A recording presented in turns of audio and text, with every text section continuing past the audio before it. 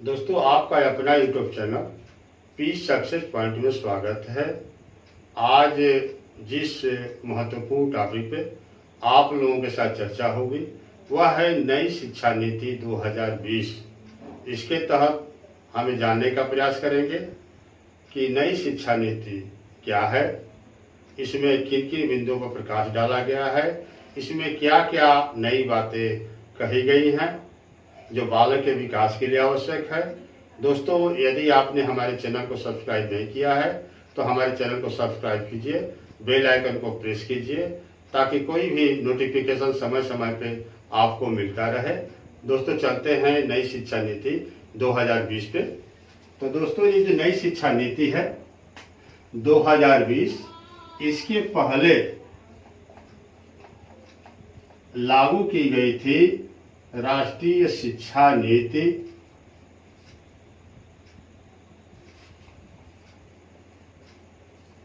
1986। फिर उस संशोधन के साथ 1992 में इसमें संशोधन हुआ।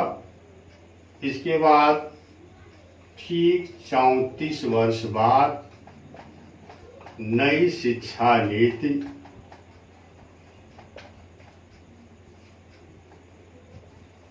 2020 हमारे कैबिनेट मंत्रालय में पास हुआ। 29 जुलाई 2020 को कैबिनेट मंत्रालय ने इसकी मंजूरी दी। दोस्तों, इसके तहत बहुत सी बातों का प्रावधान है, बहुत से बिंदुओं का प्रावधान है। इसके तहत जो हमारा महत्वपूर्ण प्रावधान है उसमें मानव संसाधन विकास मंत्रालय,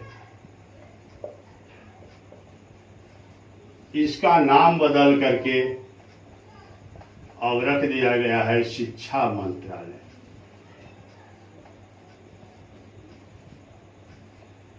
अब मानव संसाधन विकास मंत्रालय शिक्षा मंत्रालय के नाम से जाना जाएगा। इस नई शिक्षा नीति का जो मसौदा तैयार किए थे वो थे के कस्तूरी रंगन, जो इसरो के पूर्व चेयरमैन भी थे। नई शिक्षा जो नीति जो लागू की गई वह जो हमारे माननीय शिक्षा मंत्री हैं रमेश पोखरियाल निशंक के निर्देशन में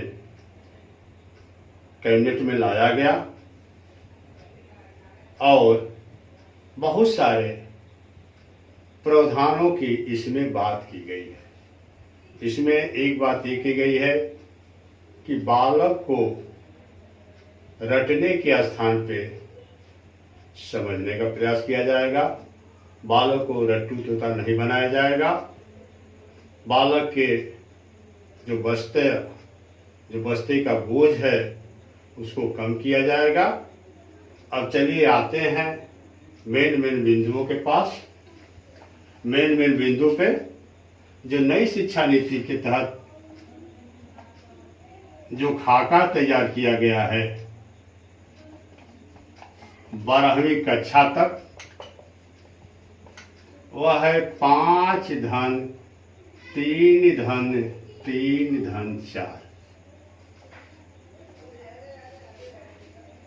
दोस्तों, इसके बारे में मैं आप लोगों को बताऊंगा कि 5 धन 3 धन 3 धन 4 ये क्या है। इसके पहले जो हमारी शिक्षा व्यवस्था थी 1986 के राष्ट्रीय शिक्षा नीति के तहत संचालित की जाती थी। 1952 में कुछ संशोधन हुआ। ये बात मैं आप लोगों को पहले बता चुका हूँ। अब जो हमारी नई शिक्षा नीति है उसमें इस खाका को तैयार किया गया है। 5 धन 3 धन 3 धन 4। तो ये जो 5 वर्ष की शिक्षा होगी, ये पूर्व प्राथमिक शिक्षा,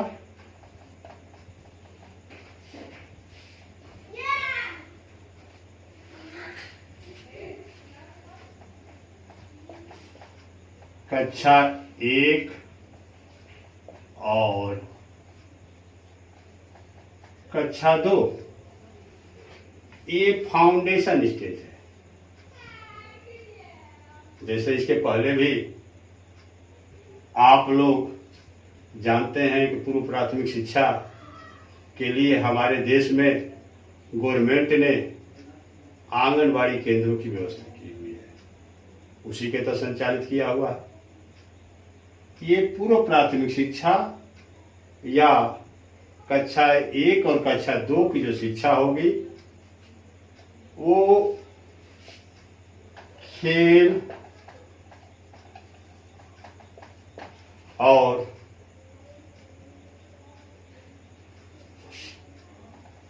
खेल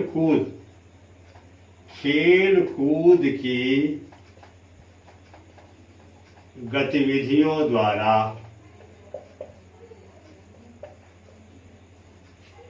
पढ़ाई जाएगी। इसमें खेलकूद की गतिविधियों को शामिल किया जाएगा, क्योंकि कहा भी गया है कि जो पूर्व प्राथमिक शिक्षा है वो खेल द्वारा होना चाहिए, खेल में शिक्षा होना चाहिए।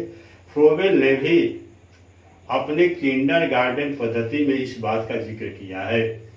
तो ये हो गया दोस्तों, जो पहले 5 वर्ष की शिक्षा होगी वो पूर्व प्राथमिक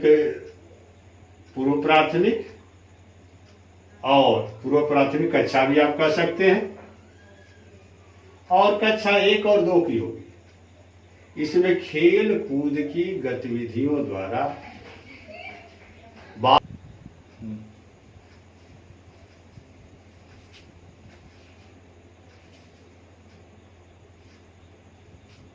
अब आते हैं दोस्तों ये दूसरे स्टेप पे। ये दूसरा स्टेप है कक्षा 3 से कक्षा 5 तक की जो शिक्षा,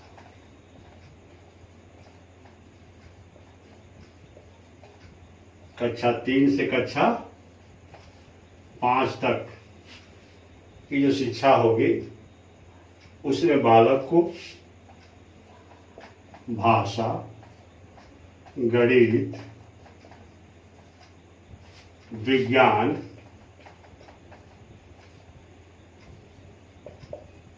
और सामाजिक विज्ञान पढ़ाया जाएगा।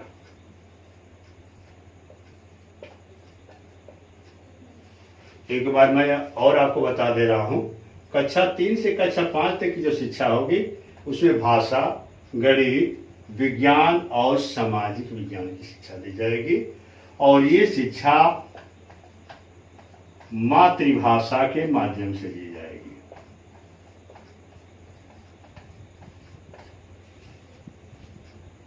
जो शिक्षा देना है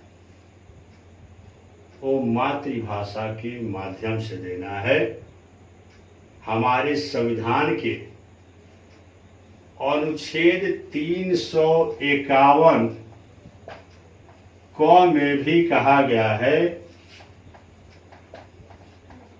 शिक्षा का माध्यम मातृभाषा होना चाहिए।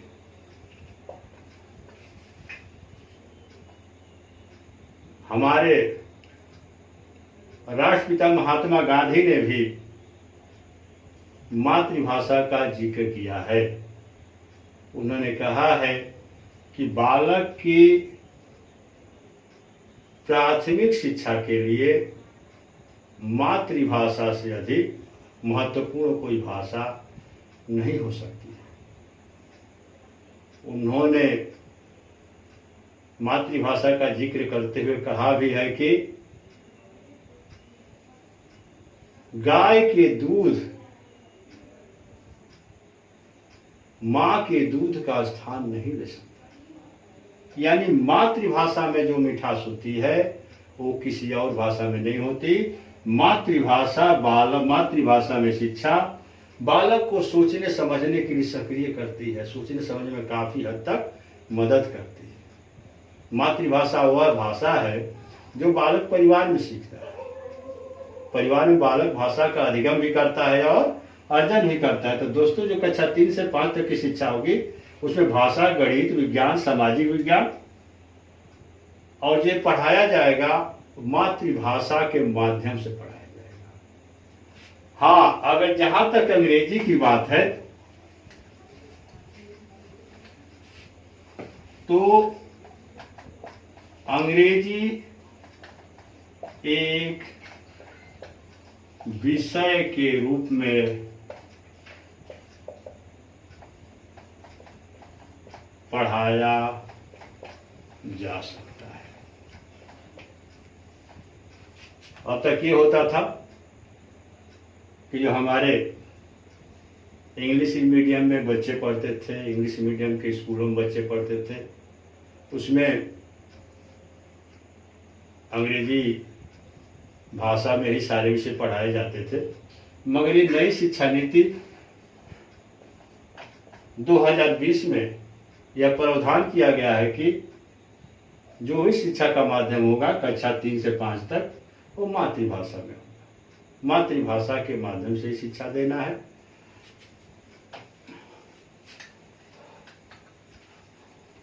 अब आगे आते हैं दोस्तों, तीसरा नंबर पे जो +3 है तो ये है कक्षा 6 से कक्षा 8। कक्षा 6 से 8 में बहुत सारे महत्वपूर्ण बातें कही गई हैं, महत्वपूर्ण बिंदुओं पर प्रकाश डाला गया है। कक्षा 6 से ही बालक को कंप्यूटर सिखाया जाएगा ताकि वो अपने आप को विश्व के साथ जोड़ सके, नई तकनीकी सीख सके। इसमें सीखने के साथ साथ कौशल के विकास की भी बात कही गई है कि बालक को कोई न कोई कौशल सिखाया जाएगा जिससे भविष्य में उसकी उपयोगिता रहे। मान लीजिए कि बालक कोई हस्त कौशल ही सीख रहा है, कोई चित्र बनाना ही सीख रहा है, तो उसकी इंटर्नशिप की भी व्यवस्था की जाएगी। दोस्तों, एक बात मैं बता दिया हूं, पहले ही बता दिया हूं, एक बार और बता रहा हूं कि जो नई शिक्षा नीति 2020 है उसमें रटने के महत्व को समाप्त करने की बात की है कि रटने पर कम से कम बल दिया जाए, बालक को समझने, सोचने और समझने की शक्ति विकसित की जाए, यानी चिंतन शक्ति का विकास किया जाए। अब आते हैं जो चौथा बिंदु है +4। दोस्तों, पहले क्या होता था, हमारे अलग अलग राज्यों में कि 10+2 हाई स्कूल और इंटरमीडिएट की बोर्ड की परीक्षाएं होती थी। मगर नई शिक्षा नीति में इसको समाप्त करने की बात की गई है। अब मैट्रिक स्तर पे या हाई स्कूल में बोर्ड की परीक्षा नहीं होगी। इसमें कक्षा 9 से कक्षा 12 तक का एक ही पैटर्न होगा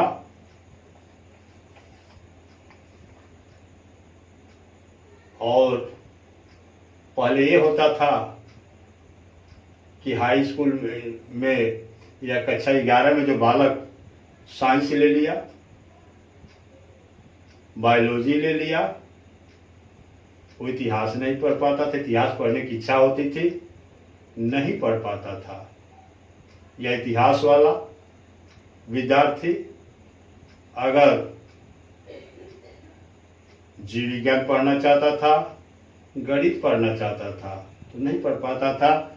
मगर इसमें उस बंधन को समाप्त कर दिया गया है, विषय की बाध्यता को समाप्त कर दिया गया है।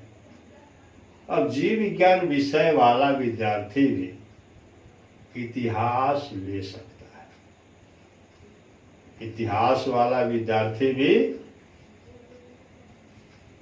गणित ले सकता है, जीव विज्ञान ले सकता है, भौतिक विज्ञान ले सकता है, बशर्ते वो विषय उस विद्यालय में हो। ये रहा 5 धन 3 धन 4 का पैटर्न। अब आगे आते हैं स्नातक के बारे में। अब देखिए, जो स्नातक होगा नई शिक्षा नीति 2020 के तहत 4 वर्ष का होगा।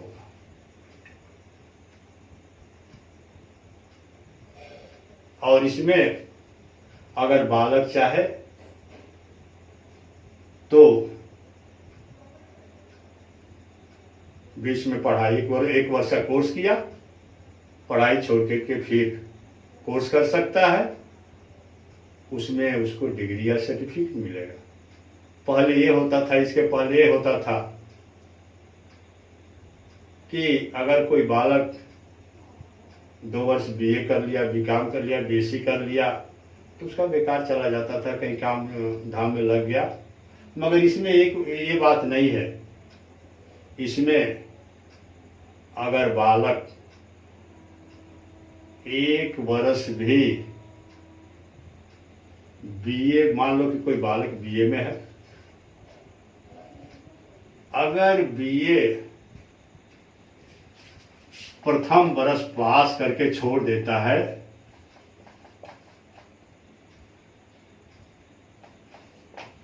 बीए प्रथम वर्ष पास कर लेता है और मान लो छोड़ देता है, तभी उसे सर्टिफिकेट मिलेगा।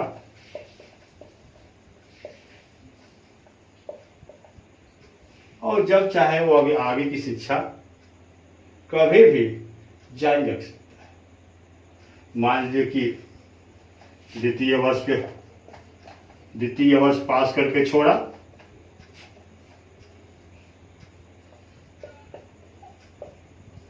तो डिप्लोमा का को डिग्री मिलेगा। मान लो कि तृतीय वर्ष पास करके छोड़ा, तो उसको बैचलर की डिग्री मिलेगी। और मान लीजिए कि चतुर्थ वर्ष पास करके छोड़ा, चतुर्थ वर्ष पास कर लिया, पूरा कोर्स कर लिया, तो उसको बैचलर के साथ साथ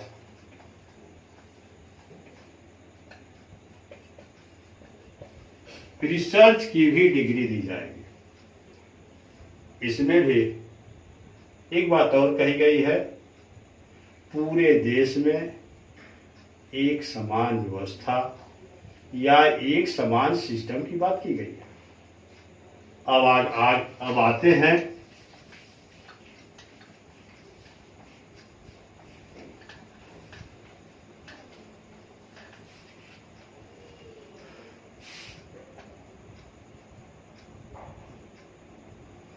बीएड पे।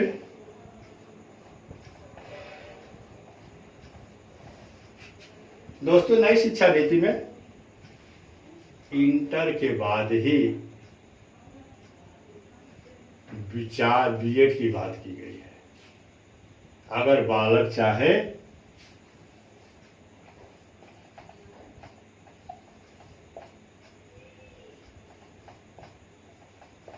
इंटरमीडिएट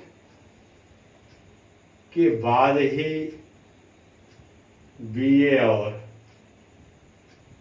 बीएड कर सकता है, यानी 4 वर्ष का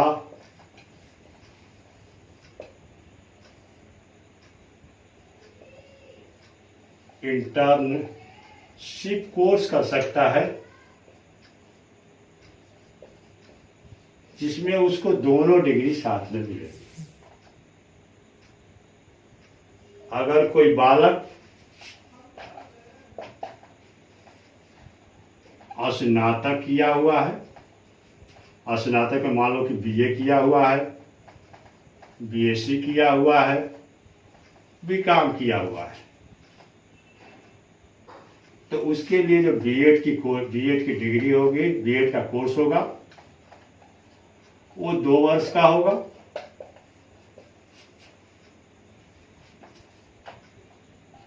मान लो स्नातकोत्तर किया हुआ है, एमए, एमएससी, एमकॉम या अदर कोर्स, उसके लिए 1 वर्ष का बीएड होगा। अब इसमें एक और बात कही गई है,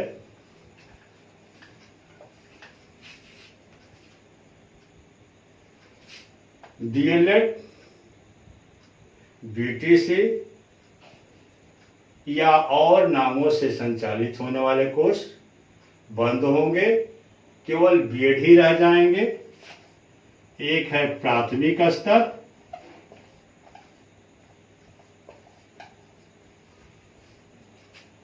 का बीएड,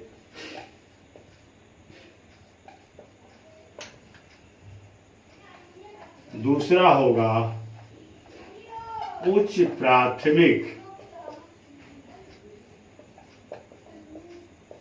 स्तर का बीएड।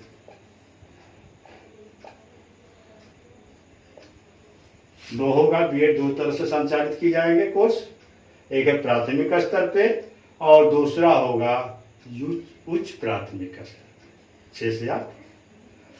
अब दोस्तों आते हैं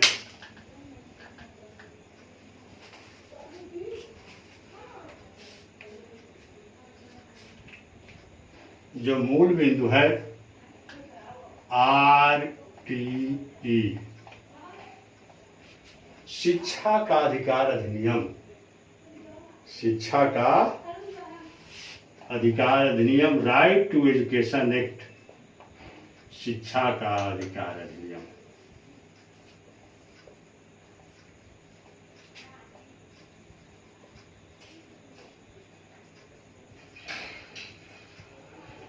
पहले प्रावधान था 6 से 14 वर्ष,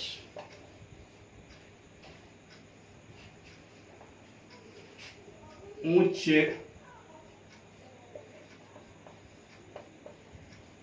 प्राथमिक स्तर, पहले 6 से 14 वर्ष था, अब बढ़ाकर कर दिया गया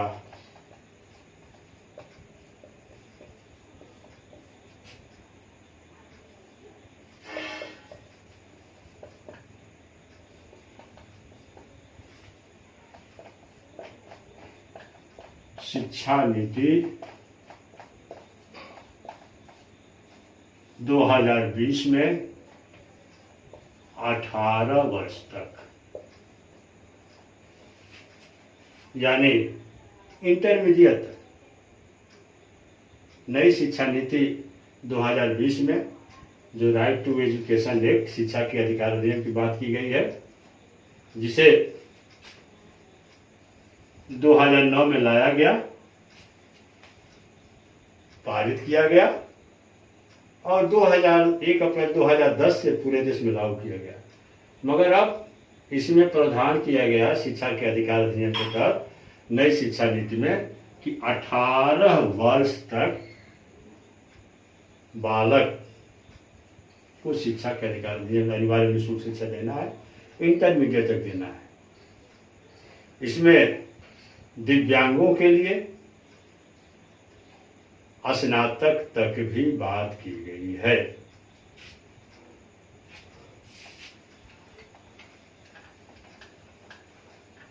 अब आते हैं टेट की बात। सेकेंडरी तक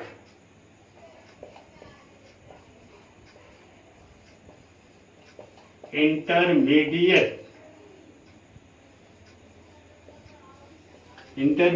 तक टेट की बात की गई है कि अब इंटरमीडिएट तक टेट जरूरी होगा, बिना टेट के कोई नियुक्ति नहीं होगी।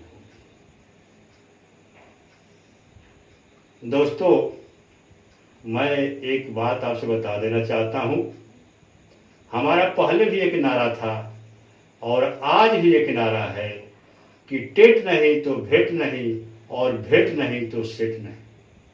अगर आपने बीएड, डीएलएड, बीटीसी की डिग्री लिया है तो जब तक टेट नहीं निकलेगा तब तक उस डिग्री का कोई माने नहीं है। टेट जरूरी है। नई शिक्षा नीति में तो इससे आगे की भी बात की जा रही है। नई शिक्षा नीति में बात की जा रही है कि भाई राज्य सरकार चाहेगा तो एक और परीक्षा लेगा, इंटरव्यू ले सकता है, डेमो क्लास ले सकता है, आपको देना पड़ सकता है। तो दोस्तों, एक बात अपने चैनल, यूट्यूब चैनल के माध्यम से आप लोगों को मैं कहना चाहता हूं कि आप अभी तक अगर नहीं जुटे हों तो जी जान लगा करके इस परीक्षा को पास करने के लिए जुट जाइए, अधिक नंबर लाने के लिए जुट जाइए, ताकि आपको भविष्य में कोई कठिनाई न हो। ये टेट सरकारी के लिए तो अनिवार्य बनाया ही गया है, गैर सरकारी प्राइवेट विद्यालयों के लिए भी नई शिक्षा नीति में अनिवार्य बना दिया गया है। अब आते हैं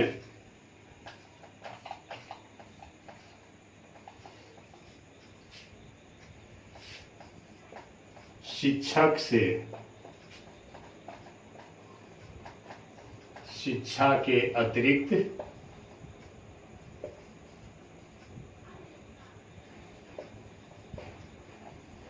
अन्य शिक्षकेतर कार्य नहीं लिया जाएगा।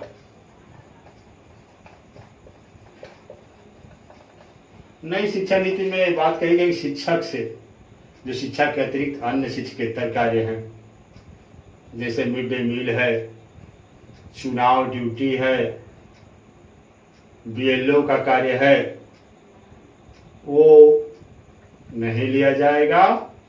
केवल शिक्षा संबंधी ही कार्य लिया जाएगा। दोस्तों, इसमें शिक्षा की गुणवत्ता की बात की गई है। अगर शिक्षक केवल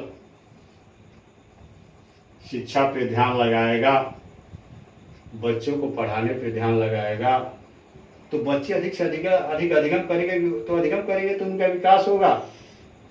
इसके अतिरिक्त एक और बात की गई है, इसमें मध्याह्न भोजन में जो मिड डे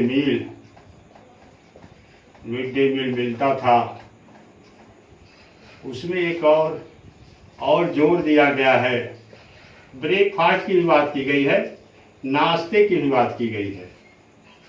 मैंने मिड डे मील के साथ नाश्ता, मैंने एक समझ जाइए कि अगर सिस्टम सही नहीं रहा तो जो हमारे अध्यापक बंधु हैं प्राइमरी और मिडिल में, उनका जो आमदनी का जरिया है वो दूना हो गया। तो इसके लिए सरकार को शिकंजा कसना होगा।